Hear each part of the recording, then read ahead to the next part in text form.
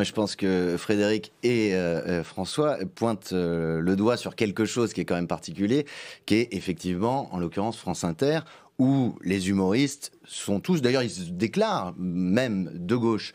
Moi je pense que l'humoriste quand il traite de politique ou d'actualité, il doit être ni de droite ni de gauche, il doit être drôle déjà pour commencer.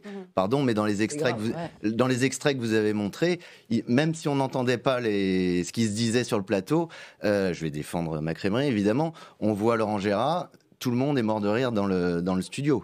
On voit Gérald Darmanin. Alors je précise quand même qu'on a essayé d'en inviter un des humoristes de France Inter pour qu'ils puissent se défendre et qu'on n'a pas réussi à les convaincre de venir. C'est pas une critique, je le dis parce que voilà, il y a beaucoup d'auditeurs qui trouvent très drôle des chroniques à écrire pour demain. Pour demain. Ah oui, parce que eux ils les écrivent. Mais c'est pas une critique contre les humoristes. Non, mais... Frédéric.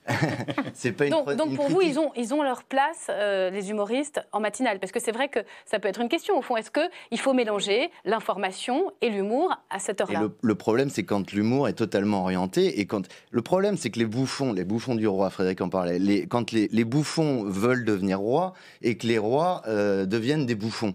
C'est ça le véritable problème. C'est ce qui est en train d'arriver. Voilà. Et à la fois... les humoristes, enfin moi j'ai entendu Finkielkraut, qui est mon idole par ailleurs, dire que aucun humoriste aujourd'hui pouvait se moquer du féminisme, de l'écriture inclusive, de l'antiracisme, etc. J'avais envie de lui dire, arrêtez Alain d'écouter France Inter, d'abord vous faites du mal, écoutez RTL avec Laurent Gérard, qui se moque de tout ça, mais qui se moque aussi de Marine Le Pen, qui se moque aussi de Jean-Luc Mélenchon, de Greta Thunberg, de tout le monde.